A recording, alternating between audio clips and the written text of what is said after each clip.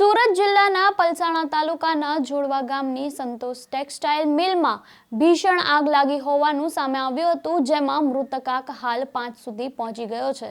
ત્યારે છેલ્લા 2 દિવસમાં એક મહિલાનું સારવાર દરમિયાન મોત થયું હતું, ત્યારે આજે વધુ 2 લોકોના મોત થયા હોવાનું સામે આવી રહ્યું છે। ત્યારે આ ઘટનાઓ પછી ગ્રામજનોમાં ભારે રોષ ફાટી નીકળ્યો છે। ત્યારે આજે મૃતક યુવકના પરિવારજનો તેમજ મહિલાઓ રસ્તા ઉપર ઉતરી આવ્યા છે, તેમજ વળતરની માંગ સાથે ચક્કાજામ કર્યો છે અને મિલના માલિકને બોલાવવા માટે હંગામો મચાવ્યો છે। ત્યારે આ અંગેની જાણ પોલીસને થતા ઘટના સ્થળ પર પોલીસ પહોંચી જાય છે અને પરિવારજનોને સમજાવવાનો પ્રયત્ન પણ કરે છે। ત્યારે શું છે સમગ્ર મામલો, આપણે વિગતે વાત કરીએ। વૈષ્ણવજન તો તેને કહીએ જે પીડ પરાઈ જાનાને રે। નમસ્કાર, હું આપની સાથે પ્રિયા નાયક, આપનું નવજીવન ન્યૂઝમાં સ્વાગત છે। મળતી માહિતી અનુસાર પલસાણા તાલુકાના જોડવા ગામમાં આવેલી સંતોષ ટેક્સટાઇલ મિલમાં 1 સપ્ટેમ્બરના રોજ કેમિકલ ભરેલું ડ્રમ અચાનક ફાટતા ભીષણ આગ ફાટી નીકળી હતી। ત્યારે આ દુર્ઘટનામાં 2 કામદારોના ઘટના સ્થળે જ મોત થયા હોવાનું સામે આવ્યું હતું, જ્યારે 15 થી વધુ લોકો ઘાયલ થયા હતા। ઘટનાની જાણ થતાં જ ફાયર બ્રિગેડ તેમજ 108 એમ્બ્યુલન્સ અને કડોદરા તેમજ પલસાણા પોલીસ તાત્કાલિક ઘટના સ્થળે દોડી આવ્યા હતા। ત્યારે આ ઘટનામાં દાઝી ગયેલા 11 જેટલા લોકોને સુરતની ખાનગી હોસ્પિટલમાં સારવાર અર્થે ખસેડવામાં આવ્યા હતા। ત્યારે 2 દિવસ પહેલા જ એક પ્રિયંકા દેવી નામના 36 વર્ષીય મહિલાનું સારવાર દરમિયાન મોત થયું હતું, જ્યારે આજે 35 વર્ષીય જોગિંદર પ્રજાપતિ અને 27 વર્ષીય પ્રીતિ સિંઘનું સારવાર દરમિયાન મોત થયું છે। ત્યારે આજે એક જ દિવસમાં 2ના મોત થતા પરિવારજનો દ્વારા આર્થિક વળતરની માંગ સાથે વિરોધ કરવામાં આવી રહ્યો છે। ત્યારે ખાનગી હોસ્પિટલમાં મોત થયા બાદ પરિવારજનો દ્વારા રોડ પર બેસીને ચક્કાજામ કરવામાં આવ્યો છે અને ઘટના અંગેની જાણ થતાં જ પોલીસ પણ ઘટના સ્થળે દોડી આવે છે અને પરિવારજનોને સમજાવવાના પૂરા પ્રયાસો પણ કરી રહી છે। ત્યારે આ અંગે પરિવારના સીતા સિંઘે જણાવ્યું કે આજે 7 દિવસ થઈ ગયા છે, છતાં પણ સંતોષ મિલના માલિક અહીં એક પણ વખત દર્દીઓને જોવા માટે આવ્યા નથી।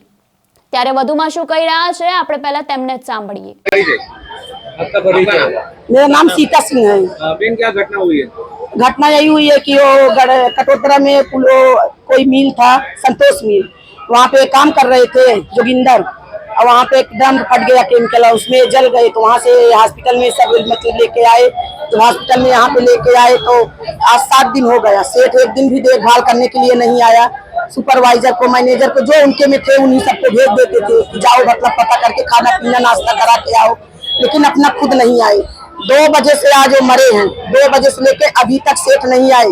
उनको पता है कि खाली सेठ यहाँ पे आए बात करे, यही उनकी मांग है। अभी क्या आपने रोड क्या अभी क्या घटना हुई आज जो मरे हैं वही मतलब एक हो गए ना 2 बजे रात को, तो वो बोल रही मुझे 50 लाख रुपये चाहिए। रोड गया रोड जाम भी? हाँ, अभी मैं रोड जाम की थी ना, हम सब लेडीज लोग जाके रोड जाम किए, तब उसके बाद पुलिस आई नहीं। सुबह से यहाँ पे एक भी पुलिस नहीं दिखाई दी थी। अभी यही बड़े घर में काम होता तभी दुनिया की पुलिस आके पहुंच जाती। अभी हेलमेट एक दिन मत लगाओ, देखो पुलिस वाले आते तुरंत रसीद फाड़ते, 500 रुपया लेते अपने जेब में रखते हैं। क्यों भाई? अभी आपकी क्या मांग है? हमारी मांग यही है, मुझे उनको 50 लाख रुपये चाहिए। ત્યારે આપે સાંભળ્યા મૃતકના પરિવારજનના સીતા સિંઘને, જેમને પોતાનો રોષ વ્યક્ત કરતા જણાવ્યું કે રસ્તો જામ કરવામાં આવ્યો ત્યારે હવે પોલીસ આવી છે અને બોડી લઈને જાઓ, અમે ન્યાય અપાવીશું તેવું કહી રહ્યા છે। ત્યારે હવે જોવાનું એ રહેશે કે પરિવારજનોની માંગણીને યોગ્ય પગલાં મળે છે કે નહીં, અને શું ટેક્સટાઇલ મિલના માલિક સામે કાનૂની કાર્યવાહી થશે કે પછી નહીં થાય। ત્યારે આ ઘટનામાં માત્ર પરિવાર માટે જ નહીં પરંતુ સમગ્ર કાર્યસ્થળમાં સલામતી અને ચેતવણીરૂપ છે। ત્યારે આપનું આ ઘટના અંગે શું કહેવું છે, અને કમેન્ટ બોક્સમાં આપના મંતવ્યો જરૂરથી જણાવજો અને આવા વધુ સમાચાર માટે જોડાયેલા રહો નવજીવન ન્યૂઝ સાથે, તેમજ વિડીયોને લાઇક, શેર, સબસ્ક્રાઇબ કરવાનું ભૂલતા નહીં।